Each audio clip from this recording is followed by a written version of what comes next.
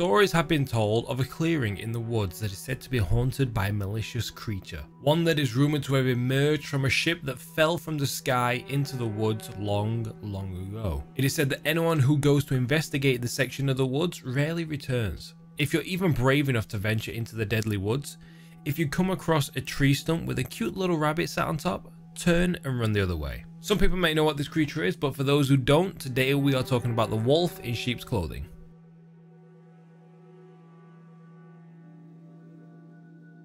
Hello and welcome to Dungeon Deep Dive, where we talk about all things D&D, from monsters and their lore to news updates and tips, and advice for anyone interested in Dungeons and Dragons and want to give it a try. Not much has really been written about the wolf in sheep's clothing.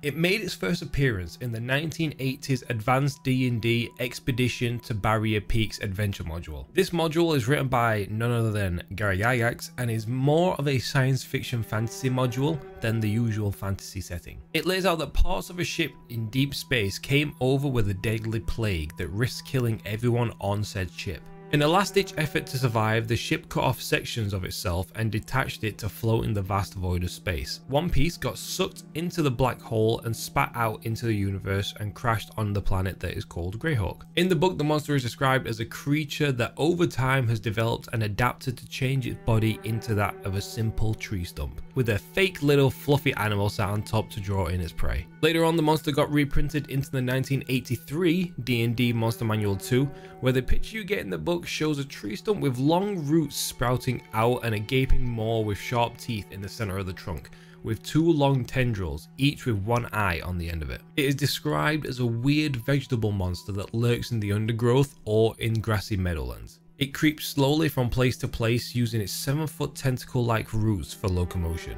The roots are actually pretty powerful and are able to carry a fair bit of weight for it if it needs to drag a recently killed creature into its razor-sharp maw.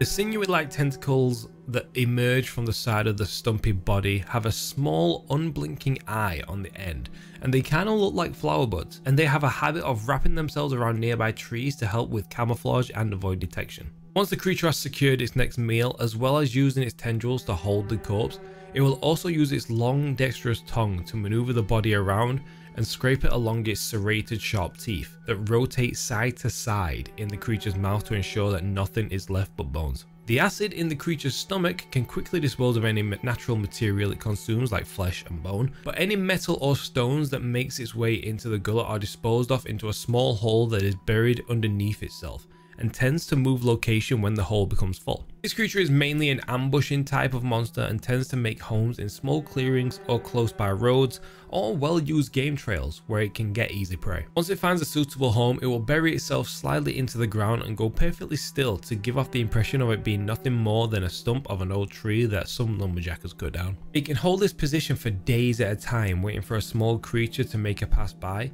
and once this happens, the unsuspecting squirrel or bird will be lashed at by its tentacles. It'll grab a hold of the creature and kill it with as little damage being done to the body as possible, and once that's done, the monster will give its best Oscar-winning puppet show so it can lure bigger prey towards it. Once the small critter is killed, it will place it upon the top of its head, and with the small worm-like tentacles will sprout out of its head and begin to burrow into the corpse itself. These thin tendrils will begin to connect to all the joints of the creature it's captured, connecting to the legs and the arms and the head, giving the creature full control of the body. This gives it the ability to roughly animate the corpse and give the impression of life to this harmless cadaver of an animal. The animal on top cannot move around or get off of the stump, so the movement is very basic and simple. It would do things like a simple head turn that will give the impression of the creature just looking around, seeing what's going on in the environment, or it will move the limbs just to give it a sign of life. The wolf in sheep's clothing will do this trick with the same lure to bring in prey to feed upon until the lure itself begins to decay and eventually becomes too decomposed to be efficient. It will then dispose of the old lure and repeat the process again, waiting for another small animal to become the new puppet. If a wolf in sheep's clothing becomes ballsy enough, it may attempt to let loose its old, smaller lure and try to come into possession of a larger creature to attract even bigger prey. The creature does have an ounce of intelligence in them and can figure out that there are some items in the world that more intelligent creatures find valuable and desirable. Some have been known to take items such as weapons and other objects that some more larger intellectual creatures would find appealing. This tactic is mainly used by the older wolf in sheep's clothing that have been around for a while and have grown tired of eating small critters and want to move up to the larger, more intelligent prey. The number of them that do this trick are very small, whereas the majority of them tend to stick to the old habit of capturing small critters purely because it gives a wider range of prey to feed on in the wilds of the forest. It may be a simple bait and strike trick, but the wolf in sheep's clothing uses this to the best of its ability and it's very effective. They can live for several decades before they eventually start to lose interest in hunting for food and drift off spending more and more time in their sleep-like states until they eventually expire and decompose into the earth. But some have been known to live for a lot longer and go on for hundreds of years,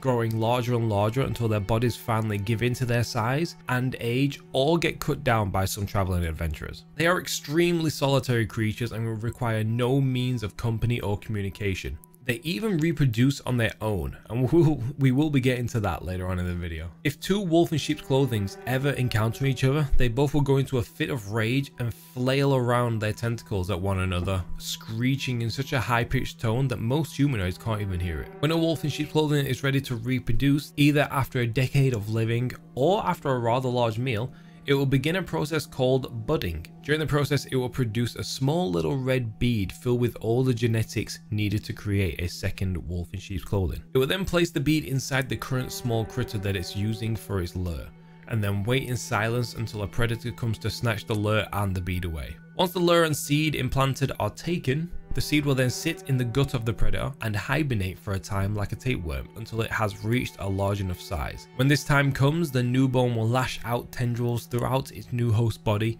trying to gain control of its nervous system. Once it has control, it replaces the eyes of the creature with its own, granting it the ability to see. It will then direct the host to a nearby clearing to try and find a new home in the woods.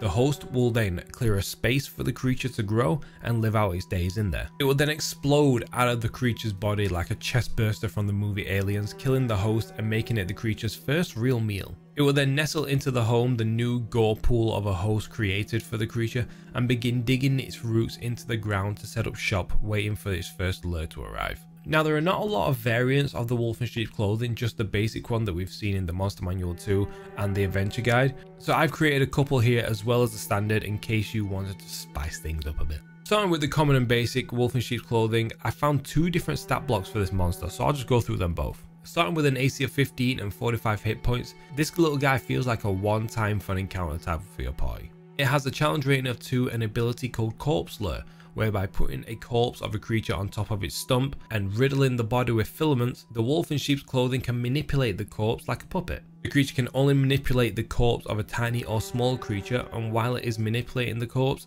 it gains advantage on stealth checks. Any creature close by must make a successful DC 15 perception check to distinguish it from a normal animal on a stump. A creature which hasn't discerned this nature is always surprised by the attacks of a wolf in sheep's clothing. For its actions, it has a multi-attack, one with its bite and one with its tentacles. The bite does a +4 to hit with a 5-foot reach and deals 1d6 plus 3 piercing damage. The tentacles again have a +4 to hit and have a 10-foot reach and can deal 1d10 plus 3 bludgeoning damage, and the target will be grappled. Moving on to the second variant, I found this one that is actually from another YouTuber called Dungeon Dad, and he's made a 5e stat block for this creature. I'll leave a link to his video and the channel in the description so you guys can go check him out. This one has an AC of 16 and 75 hit points, so this one's a little chunkier than the last one, and it has a challenge rating of 6. It has the same corpse lure trait as the previous version, but this one has a seed of sickness trait, where any creature that consumes a corpse that a wolf in sheep's clothing has infested to use as a corpse lure must succeed on a DC 18 constitution save or become infested by a wolf in sheep's clothing seed. An infested creature takes 1d8 necrotic damage each day at dawn. A creature who is reduced to 0 hit points while infested dies as a juvenile wolf in sheep's clothing bursts from the creature's stomach and begins feeding on the corpse. The seed can be remove surgically, which causes 3d6 slashing damage to the creature, and a DC Wisdom medicine check. The creature takes the damage whether the surgery is successful or not, and casting a lesser restoration will also destroy the seed. This one also has a multi-attack like the previous ones, but this one has 2 tendril attacks and 1 bite attack. The bite has a +6 to hit and a reach of 5 feet and deals 3d6 plus 3 piercing, and the tendrils have a +6 to hit with a 15-foot reach and deal 1d8 plus 3 slashing damage, and the target is then restrained and pulled 10 feet closer to the monster, and they must make a DC 18 save to break out of the tendril's grasp. This next monster is just a variant that I've come up with, and I thought it would be kind of fun. The idea for this wolf in sheep's clothing is that it managed to trap and eat a bunch of fey creatures, and after consuming them it absorbed some of their fey essence. It has an AC of 17 and a chunky amount of 90 hit points, and it gains the ability to become resistant to bludgeoning, piercing and slashing for non-magical attacks, and gains an immunity to being charmed. It still has the same corpse lure ability as the other variants, but I've given it the ability called seed spawn. Any creature that consumes a lure that has a seed spawn in it must succeed on a DC 18 con save or become infested with the seed spawn, and once a creature is infested, at the start of each day the creature must succeed on a DC 15 wisdom save, and if it fails it gains a point of infection. Once the creature gains 4 points, the seed germinates and takes control of the creature. It would then lure the host to a small clearing where it bursts out of the host body, killing the host and feeding on the body. I also gave it the Mimicry ability that lets the creature mimic sounds and voices of creatures it has eaten. A creature that hears a sound can tell if they are imitations with a successful DC 16 insight check. I also thought it'd be fun to give the little guy magic resistance, because why not? It can make a multi-attack, 2 with its tendrils and 1 with its bite, and the tendrils are a +6 to hit with a 15-foot reach and deal 2d8 piercing damage. I don't know why, but I feel like it would have grown thorns on the tendrils from the Fey essence. I don't know why, but that's the thought that comes to my head. Target also becomes restrained and has to make a DC 18 save to break the restraint. The bite is a +6 to hit and deals 4d6 plus 3 piercing damage and 2d6 poison damage. Another idea I had was that maybe a wolf in sheep's clothing that has grown past its potential and evolved into a full-grown tree. It would have an AC of 18 and 161 hit points and a challenge rating of 10. It's basically just a buffer wolf in sheep's clothing, but also has a slam attack with its branches. These 2 variants I've made are extremely rough and quickly made up. I've done them in like 5 minutes. So they're probably imbalanced, but let me know what you think of them and what would you add to them. These guys are fun little encounters to throw at your party if they're traveling down a road to the next town. Or maybe they set up camp in the woods and stumble across an opening in the woods, and as they sleep for the night, a wolf in sheep's clothing is waiting there for them. That is going to be it for our video on the wolf in sheep's clothing. Thank you all for watching. I hope you found this video helpful, and if there's anything that I've missed, I would love to hear about it in the comments below. Thank you to Mr. Trooper 65 for recommending I look into these monsters. These things are unique. I'll leave a link to the websites I've used for my research on this topic so you guys can read through it yourself. And what monster do you think I should cover next? Let me know in the comments below and I'll add your comment to the end of the next video. You can find links to all my socials down below as well to keep up to date on all my happenings on social media. Thank you all for watching, and I'll see you all in the next video.